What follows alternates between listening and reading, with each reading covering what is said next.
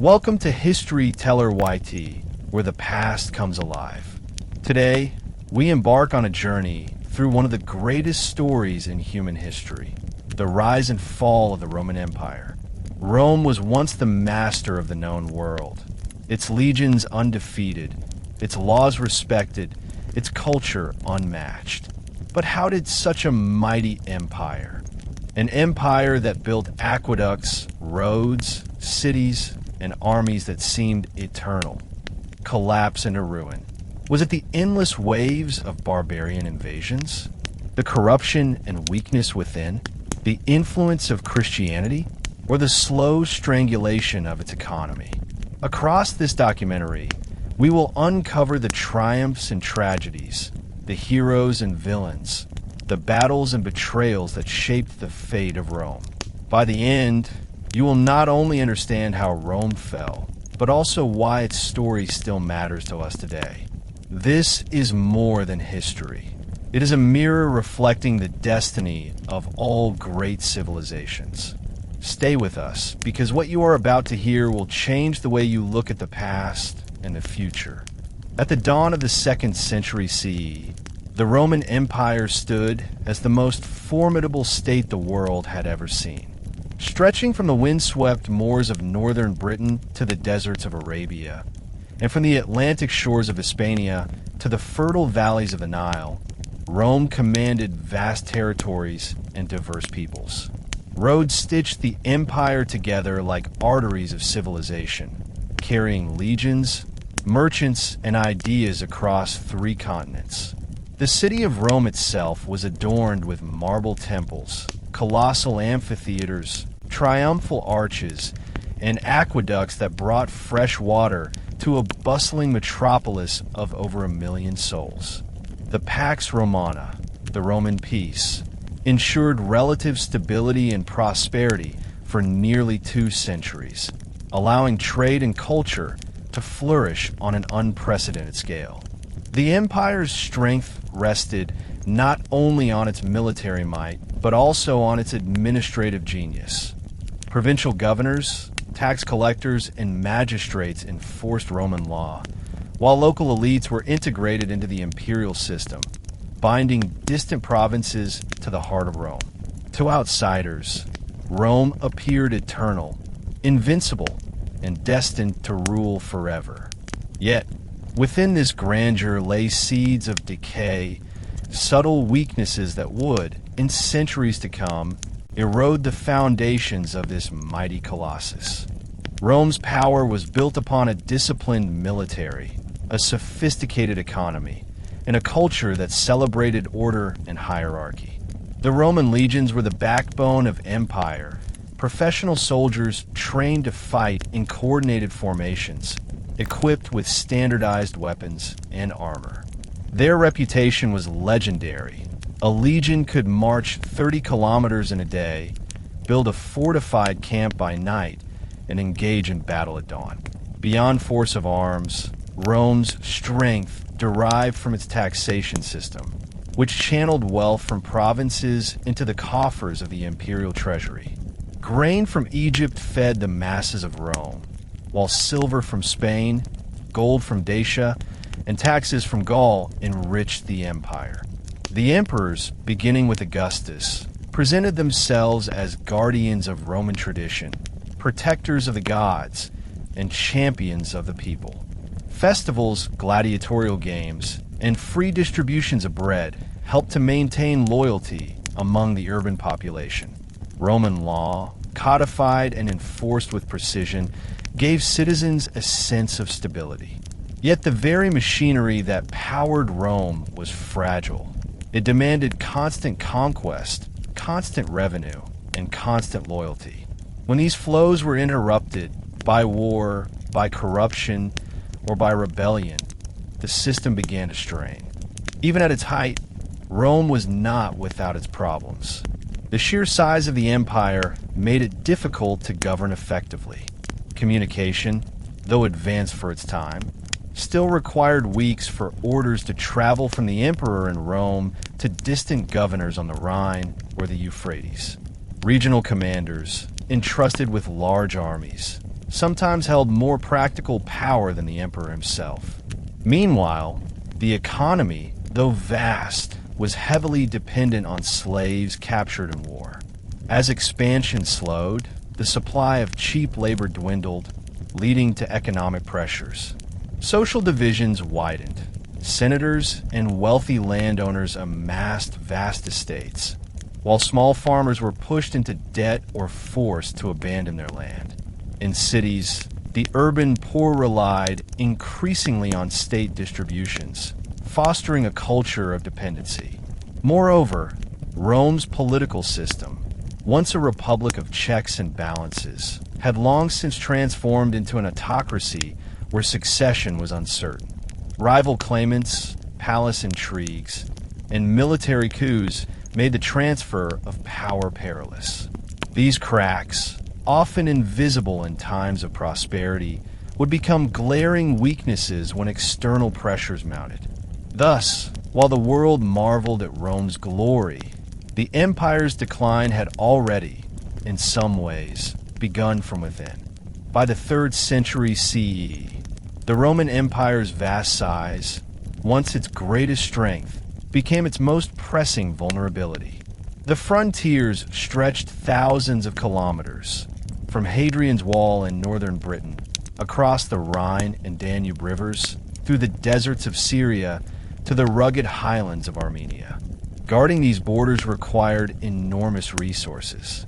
Legions were stationed far from Rome, often in isolated garrisons, dealing not only with hostile tribes, but also with the harshness of geography and climate. Along the Rhine and Danube, Germanic tribes grew increasingly organized, testing the empire's defenses with raids that sometimes escalated into large invasions. On the eastern frontier, the Sasanian Persian Empire rose as a formidable rival, fielding heavy cavalry and disciplined armies that challenged Rome's supremacy in the east. Each frontier demanded attention, soldiers, and money, stretching the empire's capacity thin. Unlike earlier centuries, Rome could no longer rely on constant conquest to provide new wealth. Instead, it faced the exhausting task of defending static borders. This defensive posture marked a profound shift. Rome had transitioned from expansion to survival, and with it came the seeds of economic drain and military overextension. As Rome's borders grew vulnerable, so too did its political system. The imperial throne, lacking a clear and stable succession plan, became the prize of ambitious generals. Throughout the 3rd century, dozens of emperors rose and fell in rapid succession, some reigning only months before being assassinated or overthrown by rivals. Historians refer to this period as the crisis of the 3rd century. Civil wars erupted frequently, with legions pledging loyalty to their local commanders rather than to the distant emperor. Each conflict drained the empire of men and resources, weakening its ability to confront external threats. Provinces, tired of Rome's instability, sometimes broke away entirely, forming short-lived splinter empires like the Gallic Empire in the west or the Palmyrene Empire in the east. Though Rome eventually reconquered these territories, the damage was severe. Repeated internal conflicts left farms abandoned, cities depopulated, and trade disrupted. The once unbreakable unity of the empire was visibly fracturing, not from the swords of barbarians, but from the ambitions and betrayals of Romans themselves. In this cycle of usurpation and rebellion, the empire began to lose the sense of stability that had once defined the Pax Romana. Alongside military and political turmoil, economic problems began to fester at the empire's core. Continuous wars and a bloated bureaucracy demanded immense revenues.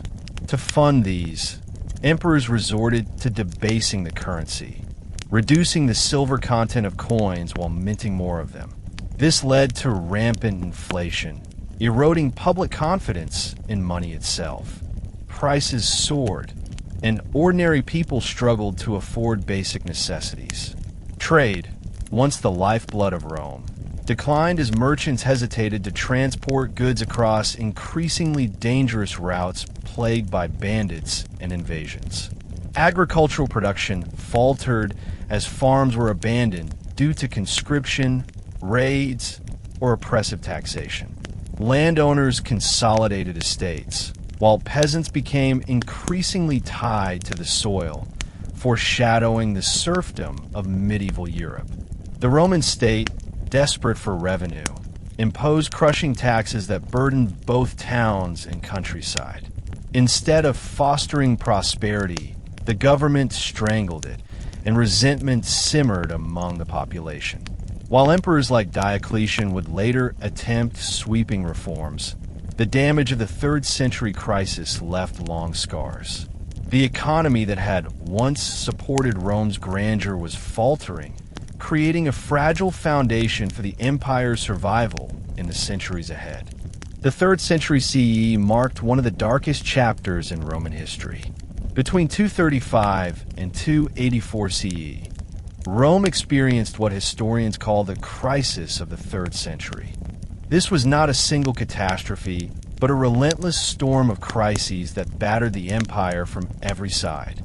Emperors rose and fell with alarming frequency, some ruling mere weeks before being assassinated, executed, or overthrown. In just 50 years, Rome had more than 20 emperors, most of them generals elevated by their armies in desperate times. Each new ruler promised stability, but instead plunged the empire deeper into chaos. Political legitimacy collapsed, and with it the faith of ordinary citizens in Rome's permanence. Provinces far from the capital often acted independently, ignoring imperial commands. Armies, once disciplined and loyal, became kingmakers who cared more for their commanders' ambitions than for the unity of the empire. External enemies saw the empire's weakness and pressed hard on its borders. The Germans raided across the Rhine and Danube. Persians advanced in the east, and pirate fleets terrorized the Mediterranean. To make matters worse, a devastating plague swept through the empire, killing soldiers and civilians alike. It seemed as though the very gods had abandoned Rome, leaving the empire vulnerable to forces it could no longer control. The weakness of central authority gave rise to splinter states within the empire itself. In the west, the Gallic Empire emerged in 260 CE, formed by provinces in Gaul, Britain, and parts of Spain that no longer recognized the authority of Rome. Its leaders minted their own coins, raised their own armies, and functioned as a separate empire for nearly 15 years. In the east, the wealthy city of Palmyra, under the rule of Queen Zenobia, carved out its own dominion, controlling Syria, Egypt, and much of Asia Minor. For a time, Zenobia's Palmyrene empire rivaled Rome itself in wealth and power. These breakaway states revealed how fragile Rome's unity had become. Loyalty to the empire was no longer assured. Regional leaders acted in their own interests, protecting local populations when Rome failed to do so. While emperors like Aurelian eventually reconquered these territories, the damage to Roman prestige was immense. The idea of Rome as a single, eternal empire was shattered. Subjects across the empire began to see the imperial system not as an unshakable order, but as something that could fracture, bend, and even break. Once this perception took root, it was impossible to fully restore the old sense of unity. Despite the turmoil, Rome was not without moments of recovery. Strong emperors occasionally emerged who restored order, if only temporarily. Aurelian, known as Restitutor Orbis, or Restorer of the World, reconquered both the Gallic Empire and the Palmyrene Empire, reuniting Rome's fractured territories. He also built new walls around the city of Rome itself. recognizing that the capital was no longer invulnerable to outside attack. His reign offered a glimpse of what strong leadership could achieve, but his assassination in 275 CE underscored the fragility of the system. Later, Emperor Diocletian attempted a more lasting solution, coming to power in 284 CE. He recognized that the empire was simply too vast and too complex for one man to rule effectively. His answer was radical. He divided power among multiple emperors in a system known as the Tetrarchy. Diocletian's reforms stabilized the empire for a time, reorganizing its administration, reforming the army, and strengthening the frontiers. Yet even these measures carried seeds of future conflict, for multiple emperors meant multiple rivalries. The 3rd century crisis did not end in total collapse, but it left Rome scarred, weakened, and forever changed. The empire had survived, but at a heavy cost, and the road to its eventual fall was already paved. By the late 3rd century, Rome stood on the edge of disintegration. The endless civil wars, economic decline, and external invasions had shaken the empire to its core. Then came Diocletian, a soldier of humble origins who seized power in 284 CE and sought to reshape Rome's destiny. Unlike many of his predecessors, Diocletian realized that the empire was simply too vast for a single ruler to manage. Communication was slow, enemies struck from multiple frontiers, and rebellions flared in distant provinces. His solution was radical: to divide imperial authority among several rulers who could govern different regions while maintaining loyalty to one system. This structure, called the Tetrarchy, was intended to prevent usurpations and bring stability. Under this arrangement, 2 senior emperors called Augusti each ruled half of the empire, while 2 junior emperors called Caesars assisted them and were designated successors. The idea was to create continuity of power, ensuring smooth transitions while distributing the burdens of governance. For the first time in centuries, Rome seemed to have found a model that could contain its sprawling size. Diocletian was not merely a soldier emperor. He was a visionary reformer attempting to save an empire teetering on the edge of collapse. Diocletian's reforms went far beyond political restructuring. He tackled the empire's economic chaos by introducing a more stable system of taxation. Instead of relying on inconsistent levies, he reorganized provinces to ensure that taxes were collected in kind, grain, animals, or goods, rather than relying solely on debased currency. This provided the army with direct supplies and stabilized food distribution. To combat inflation, Diocletian issued the famous edict on maximum prices, which attempted to fix the cost of goods and services across the empire. Although largely unenforceable, it reflected his determination to restore order to the economy. He also expanded the imperial bureaucracy, creating a more complex but efficient administration that could manage taxation, justice, and military recruitment across distant provinces. The army itself was restructured, with frontier troops guarding borders while mobile field armies could respond to invasions quickly. Diocletian further emphasized the divine authority of the emperor, adopting elaborate court rituals that distanced rulers from their subjects. The emperor was no longer merely a first among equals. He became a godlike figure, embodying Rome's destiny. These changes brought a degree of stability, but they also transformed the character of the empire, making it more authoritarian, bureaucratic, and rigid than ever before. For a time, Diocletian's system worked. Borders were secured, internal rebellions diminished, and the empire regained a sense of unity. The Tetrarchy allowed simultaneous attention to multiple crises.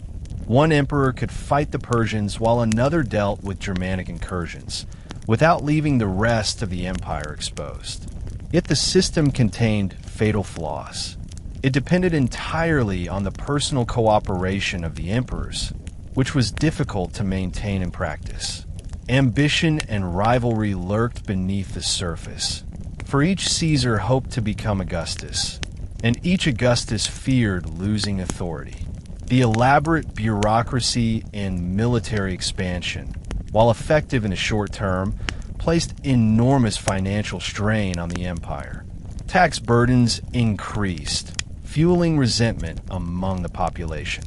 Moreover, Diocletian's vision of orderly succession could not prevent human ambition from disrupting the balance. When he and his co-emperor Maximian abdicated voluntarily in 305 CE, the transition quickly unraveled. Rivalries erupted, alliances shifted, and the empire plunged once again into civil wars.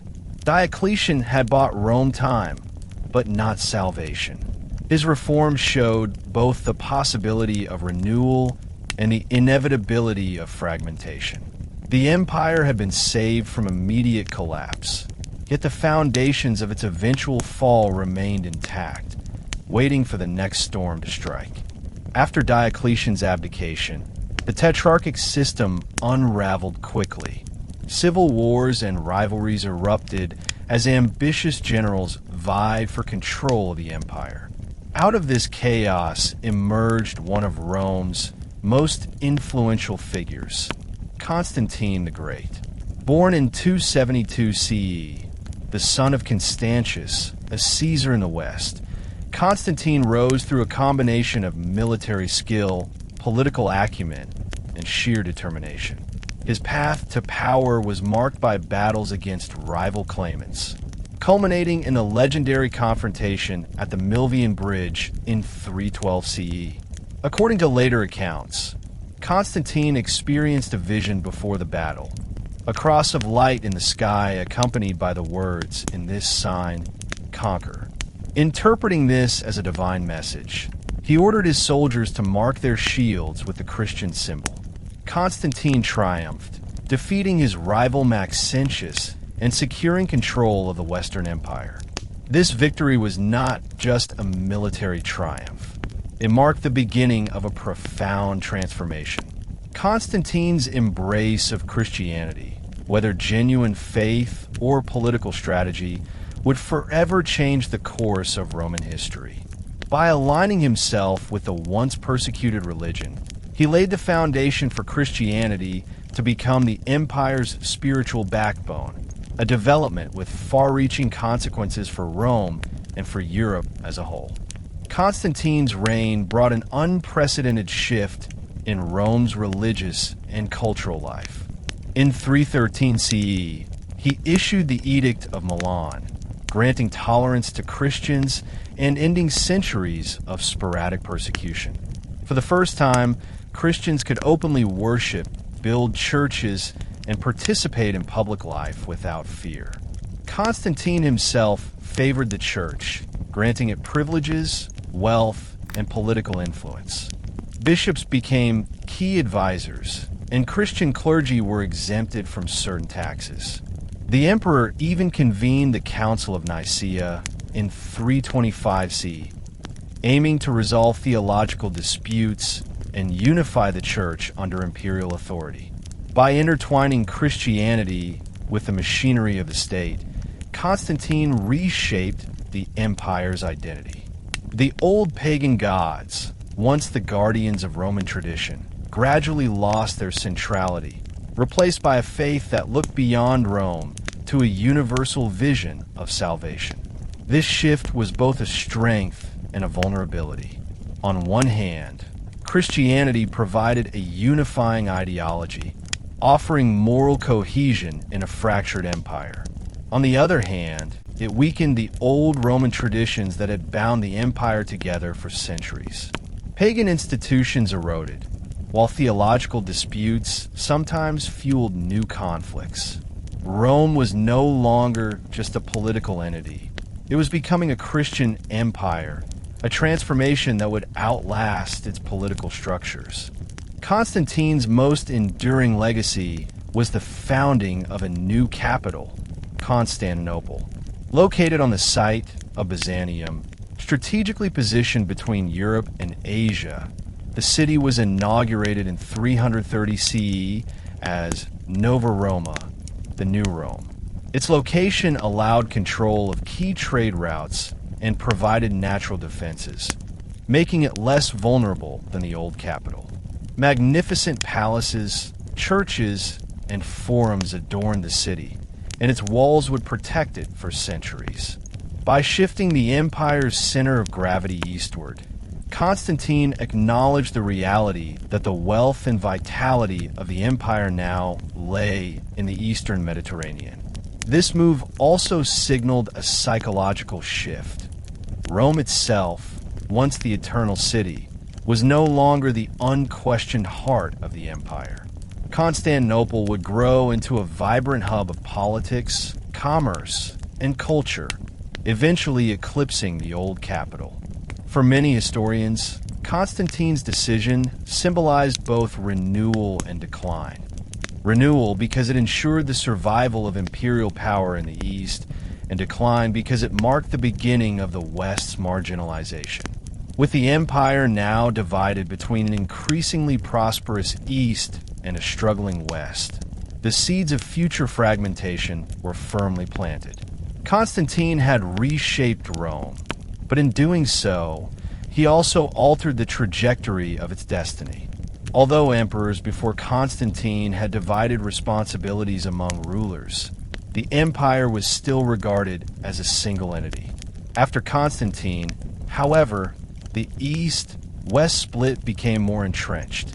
His successors struggled to manage the immense territories, and in 395 CE, following the death of Emperor Theodosius I, the Roman Empire was permanently divided into two parts. The Western Roman Empire, with its capital at Rome, later Ravenna, and the Eastern Roman Empire, ruled from Constantinople. This division was meant as a practical arrangement, ensuring each half could be governed effectively, but in reality, it weakened the empire's unity. The East was wealthier, more urbanized, and better defended, drawing on the resources of Egypt, Syria, and Asia Minor. The West, by contrast, relied heavily on agriculture and faced constant pressure from Germanic tribes along the Rhine and Danube. The armies of the East and West often operated separately, with little coordination, and political rivalries sometimes turned allies into adversaries. What had once been a single, immense power was now two distinct realms, linked by culture and tradition, but increasingly divergent in their fortunes. The fate of the empire would hinge on this division, for while the East endured for 1,000 more years as the Byzantine Empire, the West stumbled toward collapse. The differences between the Eastern and Western has become increasingly stark. Constantinople thrived as a center of commerce, art, and administration. Its strategic location allowed it to control trade between Europe and Asia, while its formidable walls shielded it from most attacks. The Eastern emperors enjoyed steady revenue from prosperous provinces like Egypt, which provided grain and taxes to fill imperial coffers. In the West, however, the situation was far bleaker. Rome itself, once the jewel of the empire, was in decline, its population shrinking, its economy faltering, and its infrastructure decaying. The Western capital eventually shifted to Ravenna, a more defensible city, but this was a symbolic admission of weakness. The Western provinces were poorer and more exposed to invasions, lacking the financial reserves to maintain strong armies or pay for effective defenses.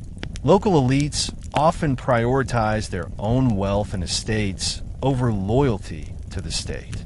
The result was a widening gap.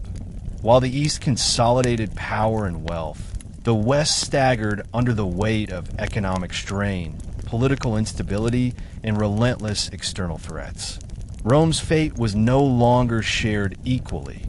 One half of the empire was on a path of survival, while the other marched steadily toward ruin. The division of the empire had long-term consequences that extended beyond politics. It created two distinct identities within what had once been a unified Roman world. The East, with its Greek-speaking majority, developed a culture steeped in Hellenistic traditions and deeply shaped by Christianity. The West remained Latin-speaking, clinging to old Roman traditions, but increasingly fragmented by the influence of barbarian tribes. Military cooperation between East and West was inconsistent at best. Eastern emperors often regarded the Western crisis as distant and secondary, providing aid only when absolutely necessary. Conversely, Western leaders sometimes resented Eastern wealth and superiority, deepening mistrust. When invasions threatened the Western provinces, reinforcements from the East were often delayed or inadequate. The division also meant that the immense administrative and military resources of the empire were no longer fully unified. Instead of pooling strength to resist external threats, Rome was divided, distracted, and weakened. This fragmentation did not cause the fall of the West by itself, but it ensured that when the decisive blows came, the empire would face them in a divided, disjointed manner. The permanent separation of East and West marked the beginning of the end for Rome as a truly united empire, setting the stage for the disasters of the 5th century. For centuries, the Roman Empire had faced restless tribes beyond its northern frontiers. These groups, collectively labeled as barbarians, were not a single people, but a diverse collection of tribes, including the Goths, Vandals, Franks, Alemanni, and Saxons. Initially, Rome treated them as threats to be contained through military force or alliances.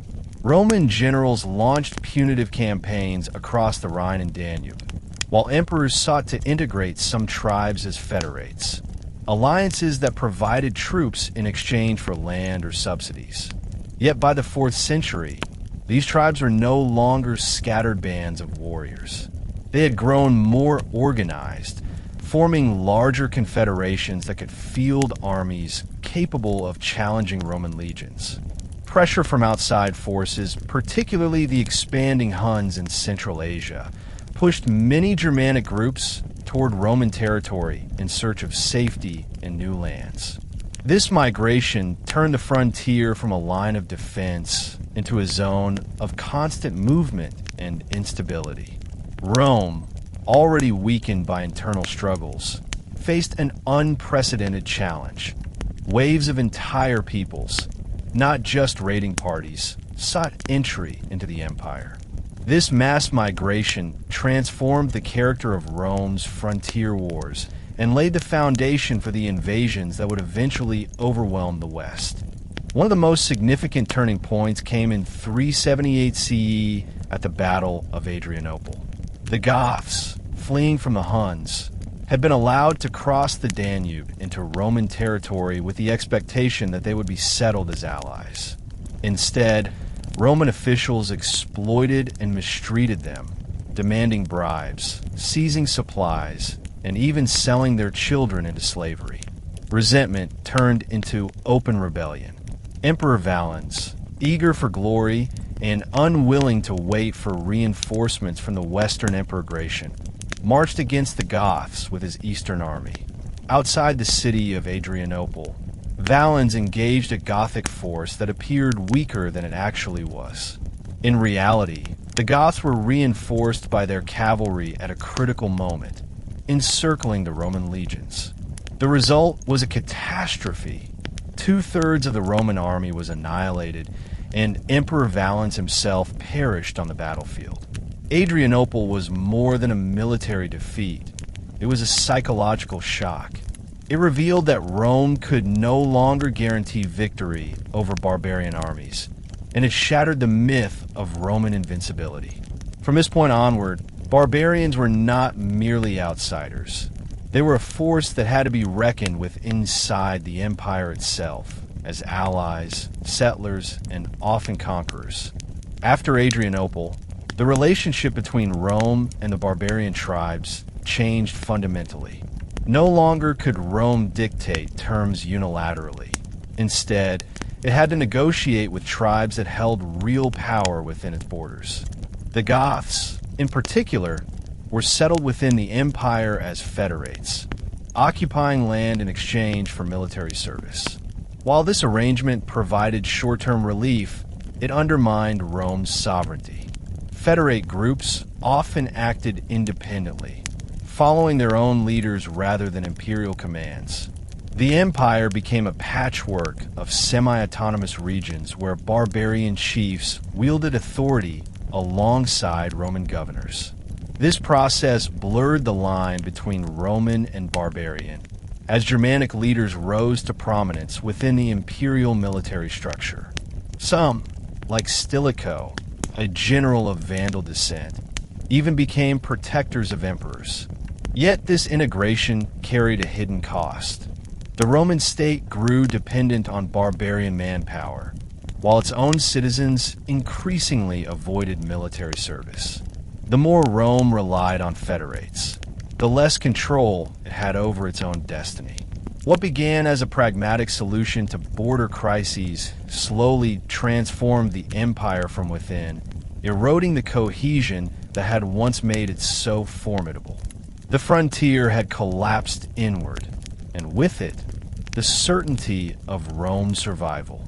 In the early centuries of the empire, Christianity was a small, persecuted sect, often targeted by emperors who viewed it as a threat to Roman traditions and loyalty to the gods. Yet, by the 4th century, its trajectory had dramatically shifted. Constantine's conversion and the Edict of Milan in 313 CE transformed Christianity from a marginal faith into a religion tolerated and even favored by the state. Over the next decades, Christianity spread rapidly through cities and countryside alike, appealing to slaves, women, and the poor with its message of salvation and equality before God.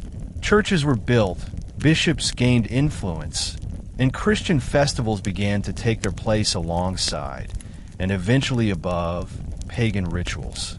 By 380 CE, under Emperor Theodosius I, Christianity became the official state religion of the Roman Empire through the Edict of Thessalonica. Pagan temples were closed, sacrifices banned, and the worship of old gods increasingly suppressed. This religious revolution reshaped Rome's cultural fabric. No longer bound by Jupiter, Mars, or the Capitoline gods, the empire's spiritual heart turned toward Christ. This gave Rome new moral cohesion, but it also divided communities where pagan traditions had endured for centuries. The adoption of Christianity marked not only a new chapter, but a profound redefinition of what it meant to be Roman. Christianity's rise brought both unity and conflict to Roman society. On one hand, it offered a unifying ideology that transcended local identities. In a fragmented empire, the church provided stability, education, and a sense of belonging.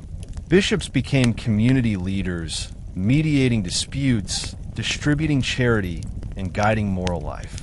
Christian values softened some aspects of Roman culture.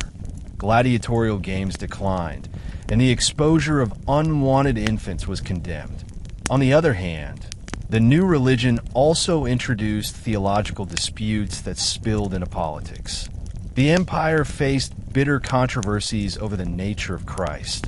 Was he divine, human, or both? These debates, such as the Arian controversy, often divided emperors, bishops, and populations. Councils like Nicaea in 325 CE attempted to impose doctrinal unity, but disagreements persisted. Moreover, the suppression of pagan practices alienated parts of the population who still cherished traditional Roman religion.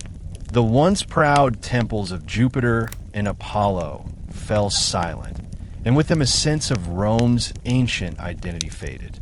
The Christianization of Rome gave the empire a spiritual backbone that endured beyond its political fall. but it also eroded the cultural traditions that had sustained Rome for centuries. The empire was no longer just Roman. It was now unmistakably Christian.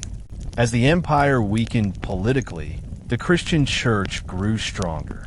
In many provinces, bishops wielded more influence than governors, commanding respect from the people and authority from the state.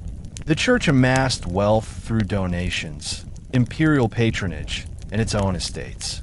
Clergy were granted privileges, such as exemption from certain taxes, which made them an elite class within society.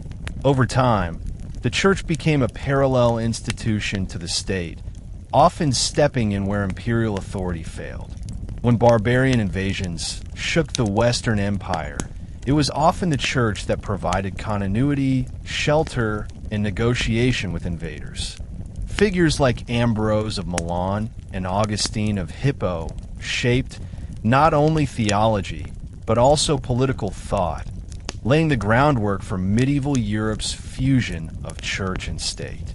Yet this growing ecclesiastical power also deepened Rome's internal divisions. Pagan intellectuals lamented the loss of traditional culture, while Christian zealots destroyed temples and persecuted heretics. The unity Christianity offered was thus complex. It united believers under one faith, but fractured society along religious lines. In the long run, however, the church would outlast the empire itself, carrying Roman traditions into a new age. In this sense, Christianity was both the savior of Rome's legacy and a contributor to the decline of its ancient order. In the early Republic, Rome's strength had rested on civic virtues: discipline, duty, and sacrifice for the state. Citizens were expected to serve in the military, pay their taxes, and place the good of Rome above personal gain. By the later empire, however, this sense of civic responsibility had largely eroded. Wealthy elites often avoided military service, preferring to use their influence to secure privileges or exemptions. Ordinary citizens, burdened by heavy taxation, sought ways to escape obligations, sometimes abandoning their land and fleeing into the countryside. Bribery became commonplace in public offices as officials exploited their positions to enrich themselves rather than serve the state. Judges could be bought, tax collectors skimmed off revenue, and governors plundered provinces without fear of punishment. The Roman Senate, once the proud guardian of the Republic's traditions, had been reduced to a ceremonial body with little real authority.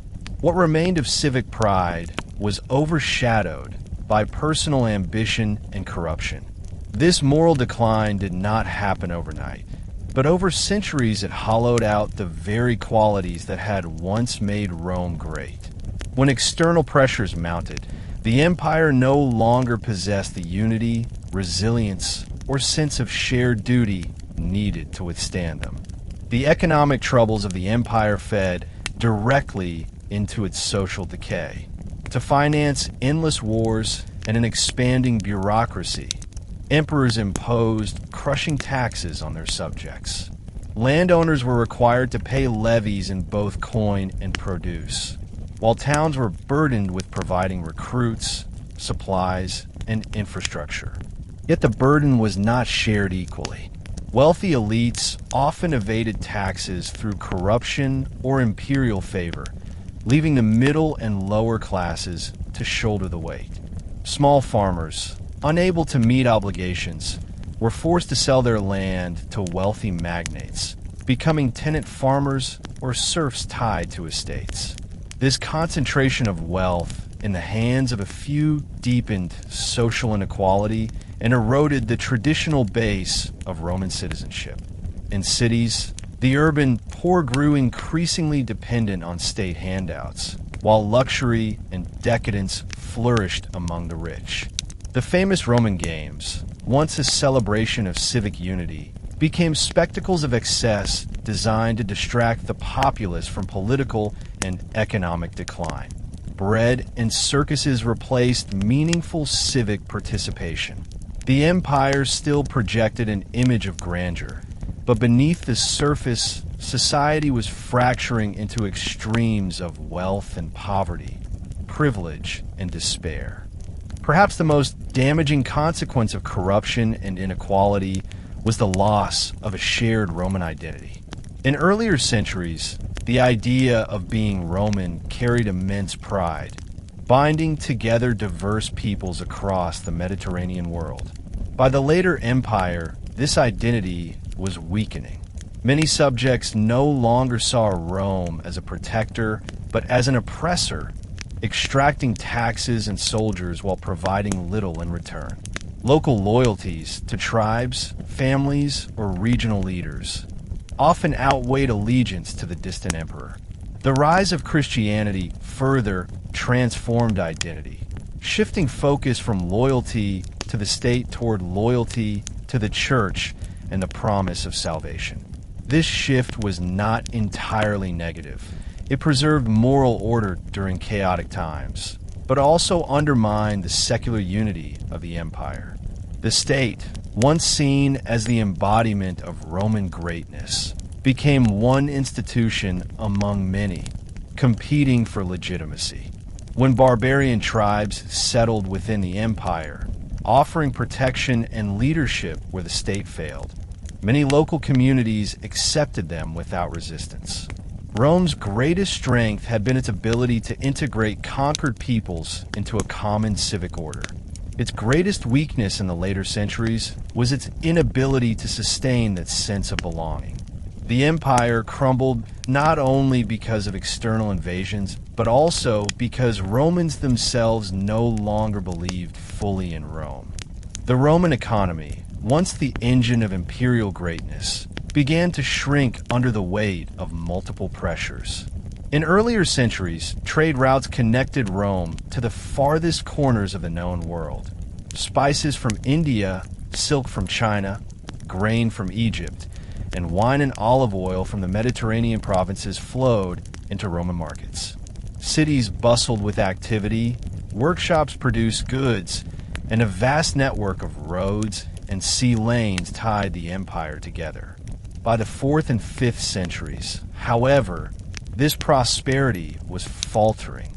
Repeated invasions disrupted agriculture, depopulated towns, and left fertile lands abandoned.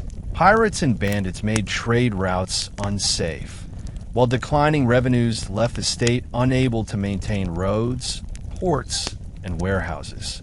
Inflation, sparked by debased currency, eroded confidence in money, forcing many communities to return to barter systems. Wealth became concentrated in fewer hands, while ordinary citizens struggled to survive. Rome's economy, once a symbol of interconnectedness and abundance, contracted into regional isolation. Provinces that had once exported surpluses now hoarded resources for themselves. The empire could no longer sustain the complex web of trade and production that had defined its golden age. Without this economic vitality, Rome lost the material foundation on which its power had rested. A major cause of economic collapse was the crushing financial burden of sustaining the imperial state. Rome's armies, once self-sustaining through conquest, now required immense resources simply to defend static borders. Hundreds of thousands of soldiers had to be fed, equipped, and paid, draining the treasury. At the same time, the bureaucracy expanded dramatically under emperors like Diocletian and Constantine. Thousands of officials, tax collectors, and administrators required salaries and privileges, further straining finances. To meet these demands, emperors raised taxes to unbearable levels, often demanding payment in kind when coinage lost value. Landowners were forced to provide grain, livestock, or labor directly to the state. Instead of stimulating productivity, this system suffocated it.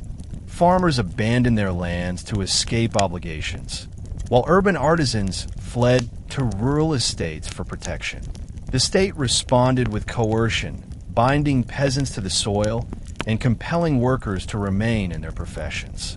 What had once been a free, vibrant economy transformed into something resembling a command system, rigid and stagnant. This erosion of economic freedom sapped initiative and innovation, leaving the empire increasingly unable to adapt to new challenges. Rome was strangling itself in the attempt to preserve its military and bureaucratic apparatus.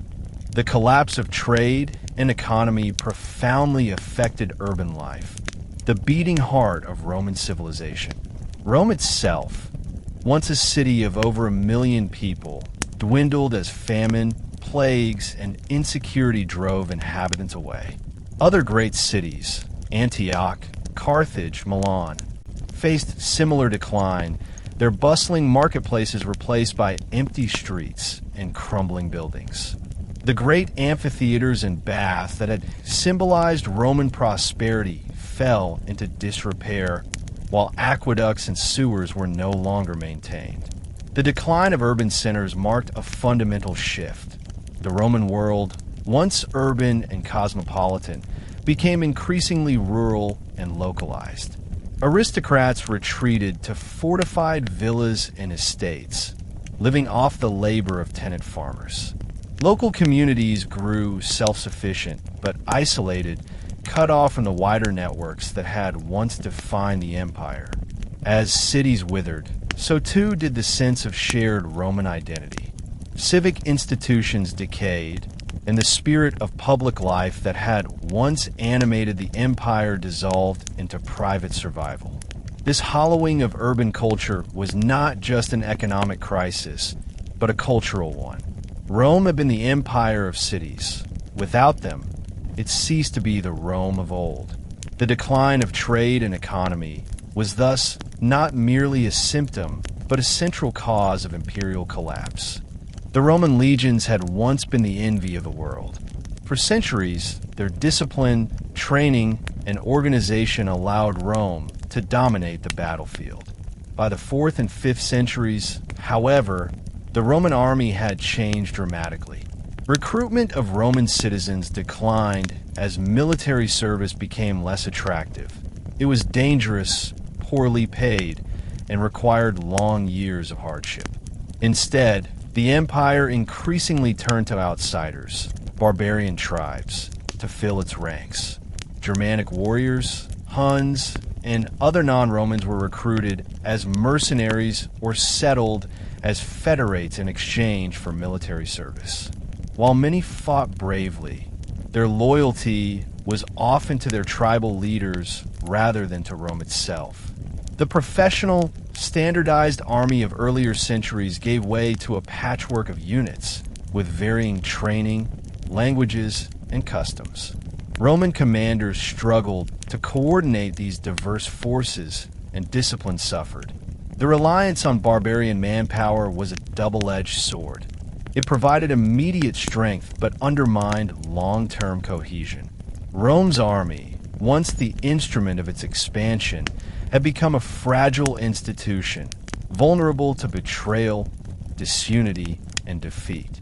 The decline of the Roman army was not just about recruitment, but also about discipline and strategy. Earlier legions were known for their rigorous drills, engineering skills, and ability to construct camps and fortifications with precision. Later armies lacked the same training and professionalism. Corruption spread through the officer corps. Positions were sometimes sold rather than earned, and generals prioritized personal ambition over the security of the empire.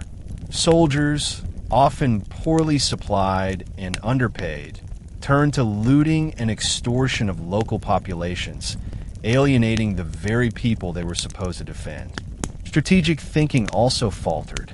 Instead of decisive, offensive campaigns, the empire increasingly fought defensive wars, reacting to invasions rather than preventing them. Border fortifications, while impressive, could be bypassed by determined enemies, and mobile field armies were often too small or slow. to respond effectively. Roman commanders became dependent on barbarian cavalry, which outmatched Roman infantry in speed and maneuverability. This imbalance eroded the empire's traditional military advantage. The once proud legions, symbols of Roman order and might, were shadows of their former selves, incapable of guaranteeing security even within the empire's shrinking borders. The long-term consequences of relying on barbarian troops were profound. Federate tribes settled within the empire often fought more for their own interests than for Rome's survival. Leaders like Alaric, the Gothic general who once served in the Roman army, would later turn against the empire, using his military experience to devastating effect. As barbarian leaders gained power, they demanded greater concessions, land, subsidies, and recognition of their authority. In some cases, they became kingmakers, elevating or deposing emperors at will. This barbarization of the Roman army blurred the lines between defender and invader, leaving the empire vulnerable to betrayal from within. Ordinary Romans no longer trusted their own soldiers, and emperors often feared their generals more than their enemies. The military, which had once been the backbone of Rome's greatness, became one of the central forces accelerating its decline. By the time of the Western Empire's final century, Roman emperors were often little more than figureheads, propped up or removed by barbarian generals. The collapse of military discipline and loyalty symbolized the larger collapse of Roman order. The empire could no longer defend itself, not because enemies were invincible, but because Rome's own army had ceased to be truly Roman. By the late 4th and early 5th centuries, the Western Roman Empire faced relentless pressure from migrating and invading barbarian groups. The Goths, who had already defeated Rome at Adrianople, continued to push deeper into imperial territory. The Vandals, Suebi, and Alans crossed the frozen Rhine in 406 CE, flooding into Gaul and eventually into Spain and North Africa. The Huns, fierce nomadic warriors from the steppes, swept across Europe, displacing tribes and forcing them into Roman lands. Each wave of migration created new crises as desperate peoples demanded land and protection within the empire's borders.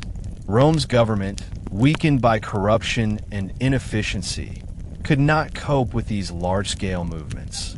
Instead of controlling events, it reacted with short-term concessions, granting land, paying subsidies, or hiring tribes as mercenaries. But such deals only emboldened the invaders, who saw the empire not as an unbreakable power, but as a weakened host ripe for exploitation. The sheer scale of these invasions overwhelmed the West's capacity to respond. For centuries, Rome had prided itself on turning enemies into subjects. Now it was forced to negotiate with conquerors.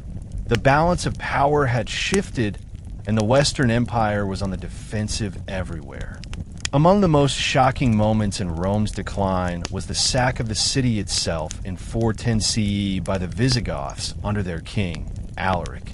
Once a commander in the Roman army, Alaric had grown disillusioned with imperial promises of land and payment that never materialized. Leading his people, he marched on Italy, laying siege to Rome multiple times. The Roman Senate, desperate and weakened, attempted to negotiate, but internal divisions and imperial indecision only prolonged the crisis. Finally, in August 410, Alaric's forces breached the city. For 3 days, the Eternal City, the heart of the empire, untouched by foreign enemies for nearly 800 years, was looted. Although the sack was not as destructive as later invasions, its psychological impact was enormous. Pagan intellectuals argued that Rome had fallen because it had abandoned the old gods in favor of Christianity. Christians, on the other hand, saw it as a test of faith, a reminder that earthly cities could perish while the city of God endured.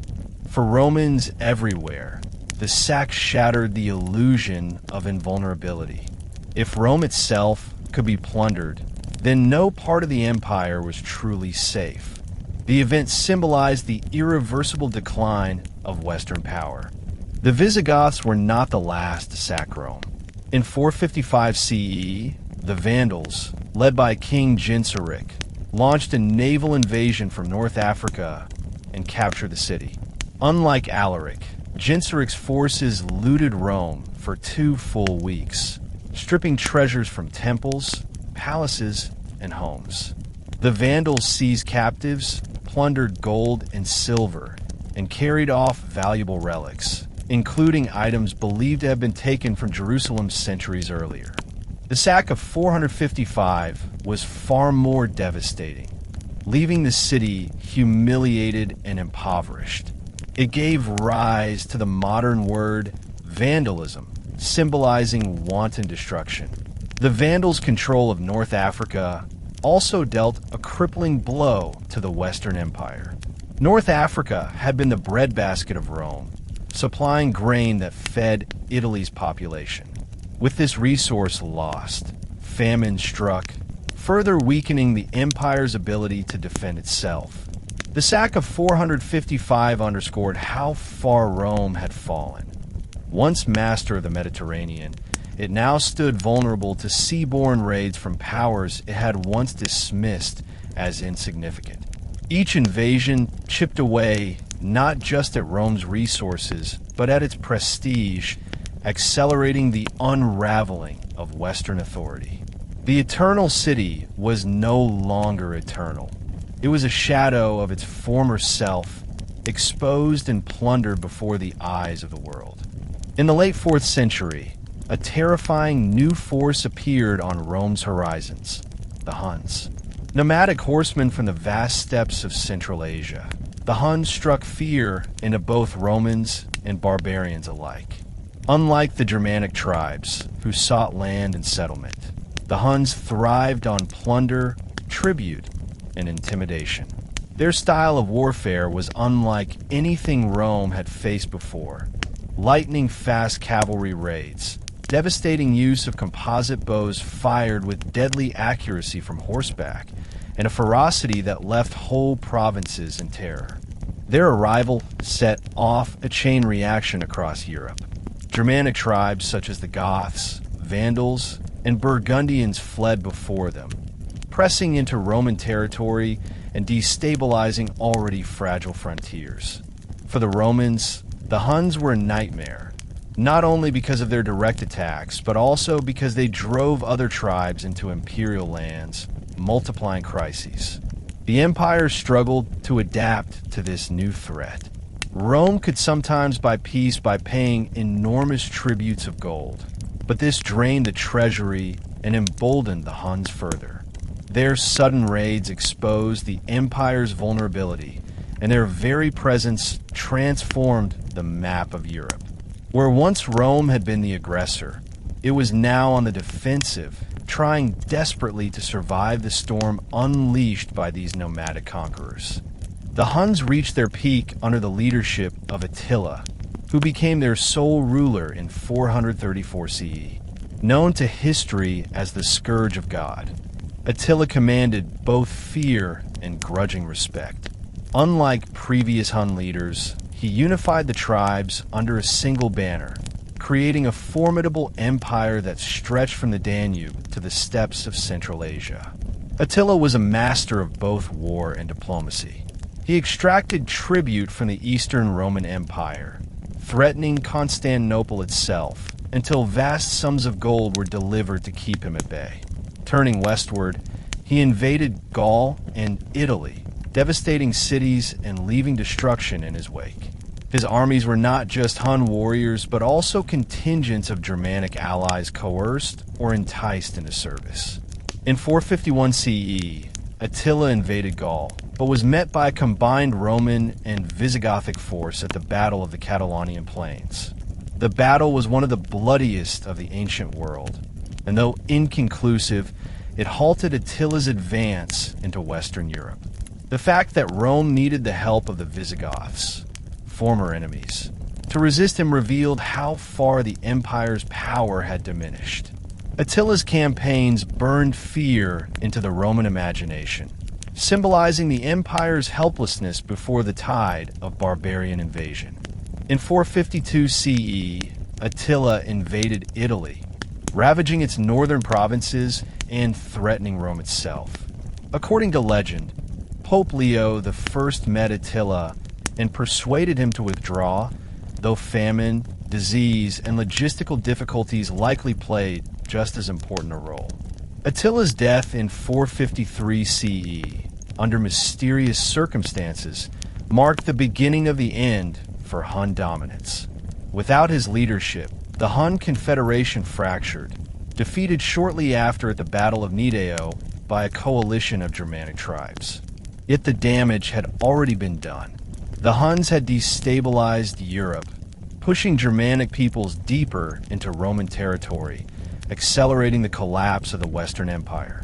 They demonstrated Rome's inability to deal with a nomadic enemy whose tactics outmatched traditional legions. Attila himself became a symbol in both Roman and Christian thought, the embodiment of divine punishment upon a sinful empire. Even after their disappearance, the shadow of the Huns lingered, reminding Romans that their world was no longer secure. The empire had survived Attila, but only barely, and the chaos he unleashed paved the way for the final disintegration of Roman authority in the West. The Huns were gone, but the world they left behind was irrevocably changed. By the mid-5th century, the Western Roman Empire no longer functioned as a unified state in its provinces. Once, the empire had prided itself on its ability to integrate conquered lands into a shared Roman identity, with governors enforcing imperial law, tax collectors supplying the treasury, and legions guaranteeing security. That system was now crumbling. Provinces like Gaul, Spain, and Britain, once tightly bound to Rome through military presence and trade, increasingly found themselves abandoned.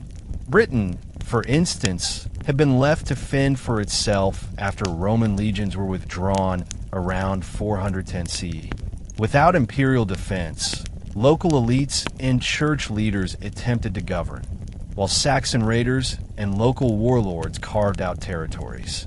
In Gaul, Roman authority was challenged by both Visigoths and Franks, who established their own power bases. Spain fell under the sway of the Suebi, Vandals, and eventually the Visigoths. Each region that slipped from Roman control highlighted the empire's inability to project power across its vast territory. The imperial court, based in Ravenna, issued decrees, but these often carried little weight outside Italy. Local populations, long accustomed to Roman order, turned to whatever leaders could provide stability, be they bishops, tribal kings, or generals of barbarian origin. The empire that had once united the Mediterranean world into a single political order was now reduced to fragments, its authority hollowed out by weakness and neglect. As Roman control weakened, barbarian tribes transitioned from raiders to rulers, establishing kingdoms on Roman soil.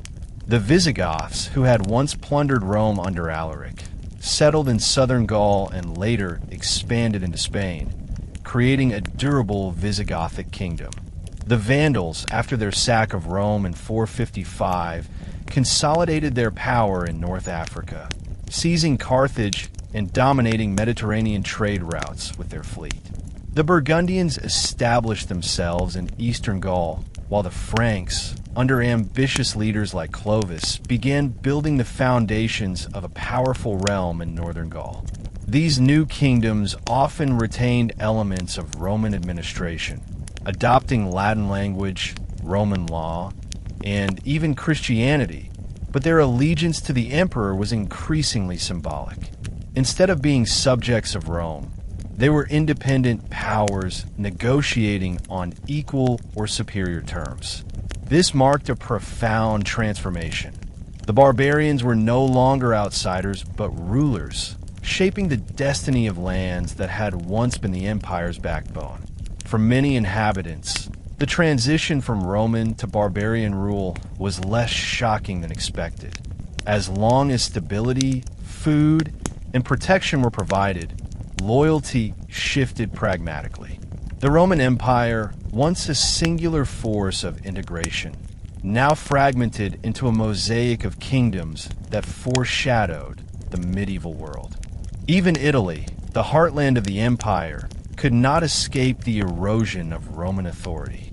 By the 5th century, emperors in Ravenna ruled little beyond their immediate surroundings. Real power lay increasingly in the hands of barbarian generals like Ricimer, a Germanic commander who acted as kingmaker, installing and deposing emperors at will.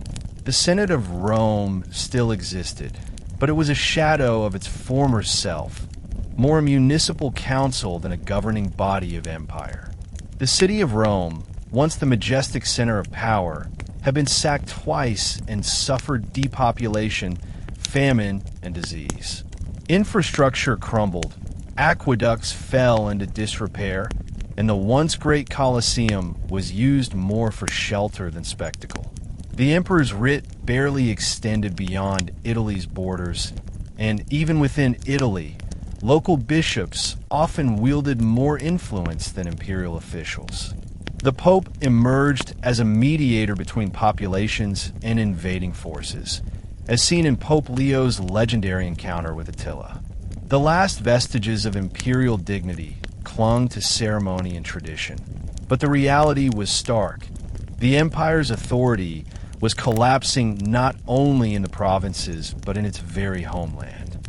What remained was a hollow shell, an empire in name, but no longer in substance, awaiting its final collapse in the late 5th century. By the mid-5th century, the Western Roman Empire had entered its death spiral. The emperors who sat on the throne in Ravenna or Rome were little more than puppets, controlled by powerful generals or barbarian warlords. Figures like Ricimer, a Germanic commander of mixed Suebi and Visigothic heritage, effectively ruled the empire from behind the scenes, appointing and deposing emperors at will. Between 455 and 476 CE, the empire witnessed a dizzying succession of weak rulers, some reigning for only months. These emperors no longer commanded legions, provinces, or loyalty. Their authority extended little beyond Italy, and even there it was tenuous.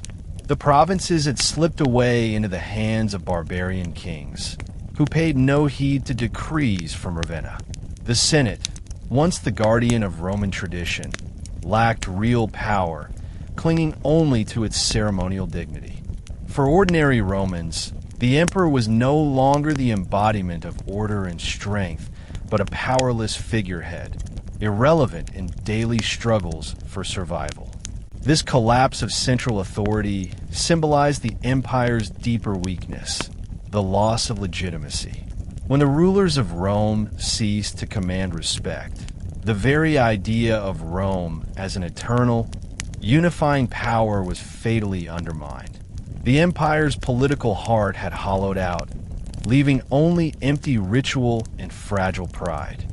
The final blow came in 476 CE, a date long remembered as the symbolic end of the Western Roman Empire.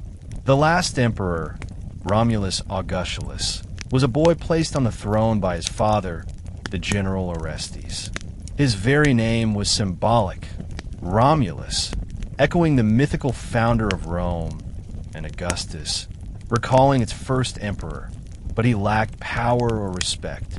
In reality, control lay in the hands of Odoacer, a Germanic leader who commanded federate troops in Italy.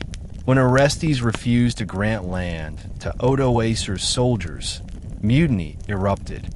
Odoacer marched on Ravenna, captured Orestes, and executed him. Romulus Augustulus was spared due to his youth, but was forced to abdicate. His imperial insignia sent to Constantinople as a gesture that the West no longer required an emperor. Odoacer declared himself king of Italy. ruling not as emperor, but as a barbarian monarch who acknowledged the distant authority of the Eastern Emperor while exercising real power in the West. For contemporaries, this moment was less dramatic than later historians imagined. It felt like the final step in a long decline, rather than a sudden collapse. Yet it carried immense symbolic weight. The Western Roman Empire, which had ruled for over 500 years, was gone. The Eternal City had fallen not with a single catastrophic battle, but with a quiet transfer of power to a barbarian king. The fall of the Western Roman Empire in 476 did not mean the end of Roman civilization, but it marked the end of Roman rule in the West. Many elements of Roman culture persisted. Latin language, Roman law, Christianity, and urban traditions continued under the barbarian kingdoms that replaced imperial authority. The Eastern Roman Empire, later called the Byzantine Empire, endured for another 1,000 years, preserving much of the Roman legacy. But for the Western world, the fall of Rome signaled the dawn of a new era. The political unity of the Mediterranean world was shattered, replaced by a patchwork of kingdoms and local powers. Trade declined, cities shrank, and literacy faded, ushering in what later generations would call the Dark Ages. Yet the Roman idea never fully disappeared. Medieval kings claimed the title of Roman emperor. The Catholic Church drew heavily on Roman traditions, and Renaissance thinkers would one day revive the dream of Rome's glory. The fall of 476 was both an ending and a beginning. The end of ancient Rome as a political power, and the beginning of Europe's transformation into a medieval world. For Romans of the time, however, it was simply the collapse of the world they had always known, the final fading of the empire that had once ruled the earth. While the Western Empire crumbled, the Eastern Roman Empire, centered in Constantinople, endured. Founded by Constantine the Great in 330 CE, Constantinople was strategically located on the Bosporus, commanding the trade routes between Europe and Asia. Its natural defenses, a triangular peninsula surrounded by the sea on two sides and protected by massive walls on the landward side, made it one of the most impregnable cities in the ancient world. By the 5th century, while Rome was shrinking in population and prestige, Constantinople was thriving, with bustling markets, monumental architecture, and an active intellectual life. Wealth flowed in from the rich provinces of the East. Egypt supplied grain, Syria contributed trade and culture, and Asia Minor provided soldiers and revenue. Unlike the West, which relied heavily on a declining agrarian economy, the East maintained vibrant commercial networks that stretched as far as India and China.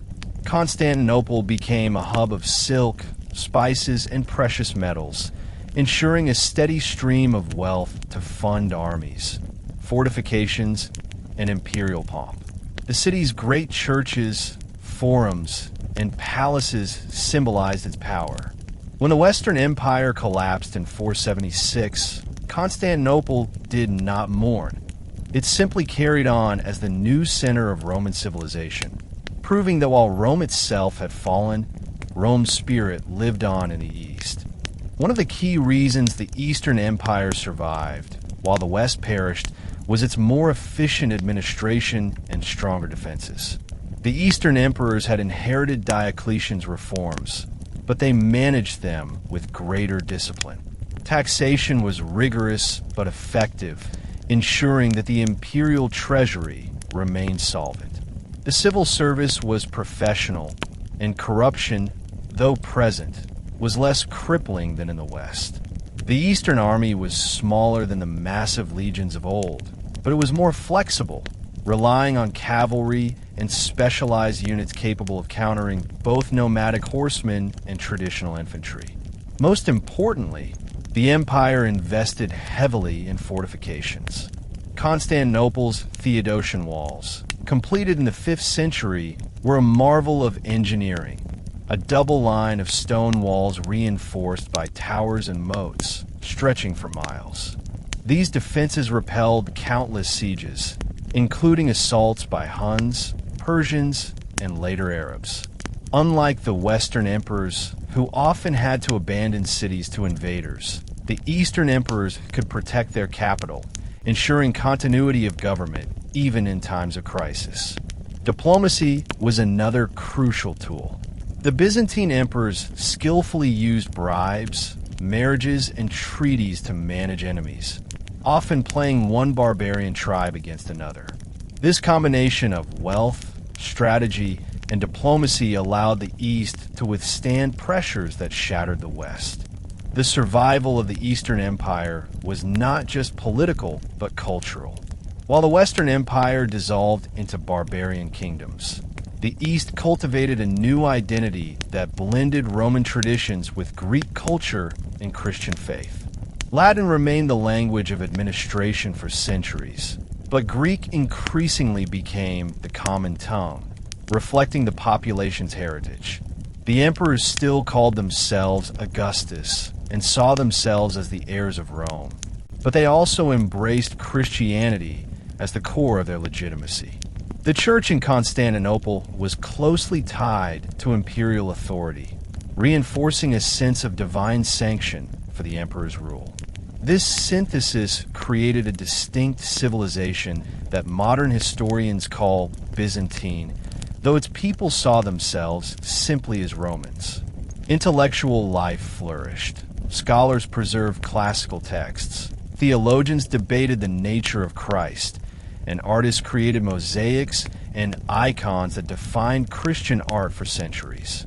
The survival of this culture ensured that much of Rome's legacy, law, architecture, philosophy, was preserved and transmitted to later generations. Thus, while the West entered the so-called Dark Ages, the East shone as a beacon of continuity. The empire that endured in Constantinople was not the Rome of Caesar and Augustus, but it was Rome nonetheless, reshaped and renewed for a new era. One of the most enduring contributions of Rome was its legal system, and this legacy survived even after the fall of the Western Empire. Roman law, developed over centuries, was a sophisticated body of rules covering property, contracts, family, and governance. It emphasized principles such as equality before the law for citizens, the rights of individuals, and the authority of written statutes.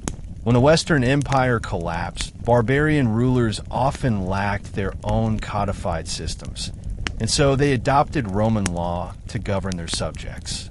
The Visigoths, for instance, issued the Breviary of Alaric, a simplified version of Roman legal codes for their Roman subjects. Meanwhile, in the East, the Byzantine Empire preserved and refined Roman law. The greatest achievement came under Emperor Justinian in the 6th century with the creation of the Corpus Juris Civilis, body of civil law. This monumental codification distilled centuries of Roman statutes, legal opinions, and case law into a coherent system that would influence Europe for centuries. Medieval kings, Renaissance scholars, and even modern legal systems in Europe and beyond drew upon Justinian's compilation. Thus, even though Rome's empire fell, its laws became the foundation for Western civilization's legal traditions. The concept of justice rooted in Roman thought, orderly, rational, and universal, outlived the empire that had created it. Alongside law, Christianity became the second great pillar of Rome's legacy. What began as a small sect in the eastern provinces grew into the defining religion of Europe, thanks largely to its adoption by the Roman state. The Church not only preserved faith, but also absorbed much of Rome's organizational genius. Bishops took on roles once filled by Roman governors, administering cities, collecting funds, and providing services for the poor. The Pope, as Bishop of Rome, claimed spiritual primacy, tracing his authority to St. Peter. Even after the Western Empire's collapse, The Church in Rome continued to exercise influence across Europe, often more effectively than kings or emperors. Monasteries preserved Latin literacy, copied classical texts, and provided centers of learning during centuries when much knowledge might otherwise have been lost. The Christian liturgy, steeped in Roman ritual, carried the rhythms of Rome into the medieval world. Moreover, the Church became a unifying force in a fragmented Europe. Where the empire had once bound provinces together under Roman law and legions, Christianity now bound peoples under shared belief and moral order. This continuity gave Europe a common identity, allowing Rome's influence to survive not through armies or emperors, but through faith and culture. In this sense, the fall of Rome was less an ending than a transformation into Christendom. Beyond law and religion, Rome left a vast cultural inheritance that continued to shape the world long after its fall. Latin, the language of Rome, remained the lingua franca of scholarship, administration, and the church throughout the Middle Ages. Poets like Virgil, philosophers like Cicero, and historians like Livy and Tacitus were studied by medieval and Renaissance scholars, keeping Roman thought alive. Architecture, too, carried Rome's imprint. Basilicas became the model for Christian churches, aqueducts and roads continued to be used for centuries, and Roman engineering inspired medieval builders. The ideal of civitas, the civic community, persisted in the way medieval towns organized themselves, even if on a smaller scale. Roman art, with its mosaics and sculptures, influenced Christian iconography and Byzantine aesthetics. Even the concept of empire itself did not vanish. German kings, beginning with Charlemagne in 800 CE, revived the title of Roman Emperor, creating what would be called the Holy Roman Empire. This showed that the idea of Rome remained so powerful that rulers centuries later sought to cloak themselves in its legacy. In education, governance, religion, and culture, Rome's ghost lived on. Its fall was catastrophic in immediate terms, but the echoes of Roman civilization provided the scaffolding upon which medieval Europe and eventually the modern West were built.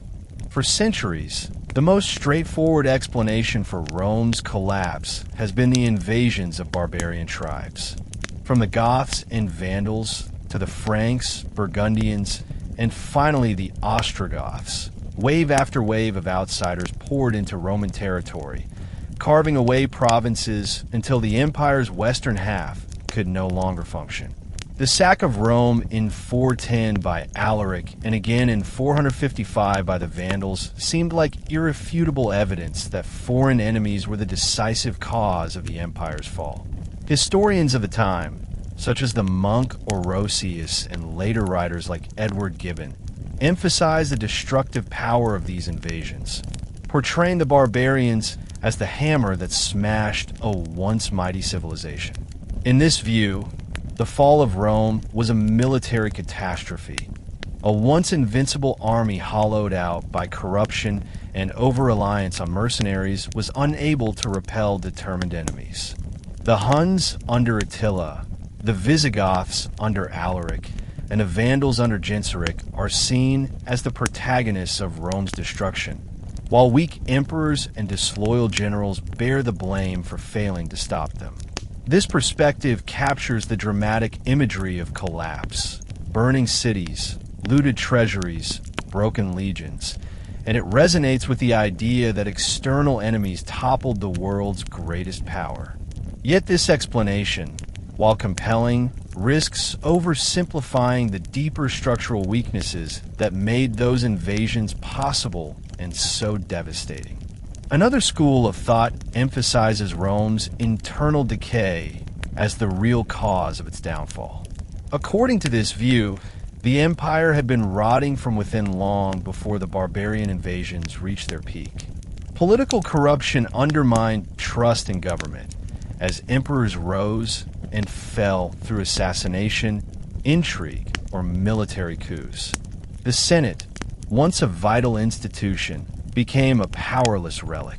The economy, strained by constant taxation, inflation, and declining productivity, no longer generated the wealth needed to support legions, infrastructure, or urban life.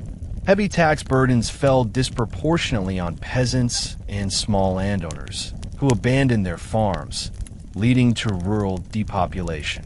Wealth concentrated in the hands of elites who lived in luxury while the countryside emptied. Militarily, discipline and morale eroded. Soldiers were more loyal to their commanders than to the state, and the increasing reliance on barbarian federates weakened the integrity of the Roman army. Socially, Romans lost their civic spirit. Where earlier generations had embraced military service and civic duty, later citizens sought to evade responsibility, leaving defense to mercenaries and governance to corrupt officials. In this interpretation, the empire fell not because of overwhelming external pressure, but because it hollowed itself out. The invasions were simply the final push that toppled the decaying structure. Rome, it is argued, did not die of murder, but of suicide. In recent decades, historians have challenged the very idea that Rome fell at all. Instead, they argue Rome transformed into something new. According to this perspective, the empire did not vanish in 476 CE, but evolved into the medieval world of Europe. The barbarian kingdoms that replaced Roman authority often adopted Roman laws, languages, and institutions. The Visigoths in Spain, the Franks in Gaul, and the Ostrogoths in Italy all claimed continuity with Rome, presenting themselves not as destroyers but as heirs. The Catholic Church preserved Roman literacy, administration, and cultural traditions, ensuring that Rome's influence endured even without an emperor in the West. Meanwhile, the Eastern Roman Empire, or Byzantium, continued to thrive for another 1,000 years, meaning that Rome in some sense survived until the fall of Constantinople in 1453. From this angle, the fall was not a sudden catastrophe, but a gradual transition from antiquity to the Middle Ages. The Roman Empire, instead of collapsing, was absorbed into new forms of political and cultural life that carried its legacy forward. This interpretation shifts the focus from decline to continuity, emphasizing how much of Rome survived in the laws, languages, and religions of Europe. Rome, in this sense, never truly died. It simply changed shape, leaving behind both ruins and enduring foundations for the world to come.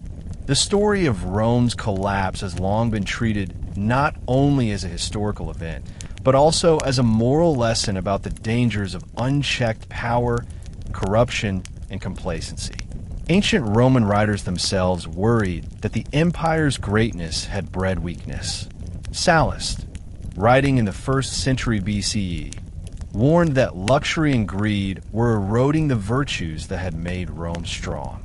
Centuries later, historians like Ammianus Marcellinus, who lived through the 4th century's crises, described an empire weighed down by decadence and corruption.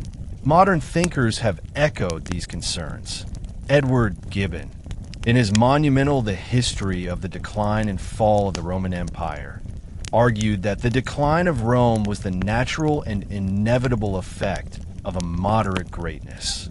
According to Gibbon, Rome grew so vast that it could no longer sustain its own weight, while citizens abandoned the martial virtues that had built the empire, preferring comfort to sacrifice.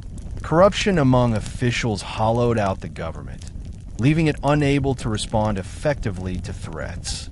The moral lesson here is timeless. Great powers often fall not because of enemies abroad, but because of weakness within. Rome's story reminds us that no amount of military might or wealth can save a state if its people abandon civic duty, and if its leaders place personal gain above the common good. Every generation that studies Rome is invited to ask, are we repeating its mistakes? Another profound lesson from Rome's fall concerns the fragility of civilization itself. Rome was the most advanced society of its time, with aqueducts bringing water to cities, paved roads connecting provinces, and a complex system of law and governance. To its citizens, Rome must have seemed eternal. Yet within a few centuries, many of these marvels fell into disuse or ruin. Roads deteriorated, aqueducts collapsed, and great public buildings became quarries for stone. Literacy rates declined as schools closed, and the intellectual life of the West dimmed compared to the brilliance of earlier centuries. The fall of Rome demonstrates that progress is not irreversible. It can be lost when the structures supporting it collapse. Another dimension of this lesson is the danger of over-reliance on wealth and exploitation. Rome's prosperity had been built on conquest, slavery, and extraction for provinces. When expansion stopped and resources became strained, the system could no longer sustain itself. The empire taxed its people heavily, but failed to invest in renewal, draining society's vitality. Civilizations that assume their prosperity is permanent may be blindsided by crises they did not prepare for. Rome teaches that prosperity must be nurtured through adaptability, not merely enjoyed as if it will last forever. Without vigilance, even the greatest civilizations can see their achievements crumble into dust. Perhaps the most enduring lesson of Rome's fall is its continuing relevance to later civilizations. From the founding of the United States to the rise of modern Europe, leaders, philosophers, and citizens have looked to Rome as both a model and a warning. The American founding fathers studied Roman history closely, admiring its republican ideals while fearing its slide into empire and tyranny. Enlightenment thinkers cited Rome as proof that corruption and luxury destroy nations. Even in the modern world, commentators draw parallels between Rome's decline and contemporary challenges: political polarization, economic inequality, loss of civic virtue, and overextension of military power. Of course, history never repeats itself exactly, but Rome's fall provides a lens through which later societies reflect on their own vulnerabilities. It is a reminder that empires are not eternal, that power can fade quickly, and that the collapse of order can come suddenly after centuries of apparent strength. Yet there is also hope in Rome's legacy. Though the empire fell, much of its culture, law, and faith endured, shaping the future. The lesson, then, is double-edged. Civilizations can fall, but their ideas can survive, transformed into new forms. The Roman Empire may have vanished in the West in 476, but its memory continues to shape our world, a constant mirror for every civilization that dares to believe itself immortal. The fall of the Western Roman Empire in 476 CE has long been seen as the end of the ancient world. For contemporaries, the collapse was both shocking and strangely anticlimactic. There was no single apocalyptic battle, no day when the empire suddenly ceased to exist. Instead, the decline unfolded gradually. Provinces slipped away, cities shrank, trade routes broke down, and emperors lost authority until only a fragile shell remained. When Odoacer deposed Romulus Augustulus, many in Italy simply adjusted to the new reality, for the empire had already ceased to function in any meaningful way. Yet to later generations, this moment became a symbol of the end of classical civilization. The grandeur of the Colosseum, the discipline of the legions, the majesty of the Senate, these became memories, replaced by a world of fragmented kingdoms, declining literacy, and vanishing infrastructure. The fall was thus more than a political transition. It was a cultural rupture. The Western world lost not only its imperial unity, but also much of the knowledge and sophistication that had defined Rome. To imagine Rome's fall is to imagine the lights of an ancient city dimming one by one until only shadows remain. It was the closing of an age, the twilight of antiquity. But Rome's fall was not only an ending, it was also a beginning. Out of the ruins of empire emerged the foundations of medieval Europe. Barbarian kingdoms adopted Roman law, Latin language, and Christian faith, blending them with their own traditions. The Catholic Church became the primary guardian of literacy, learning, and order, ensuring that Roman values survived even in altered forms. Monasteries copied classical manuscripts, bishops organized communities, and the Pope in Rome claimed spiritual authority that often outweighed kings.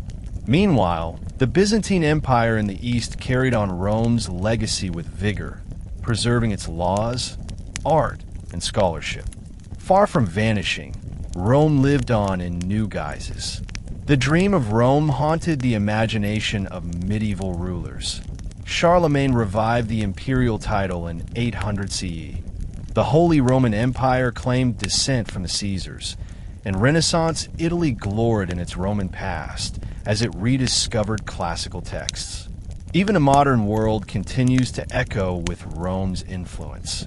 Legal systems, political thought, architecture, and language all bear its imprint.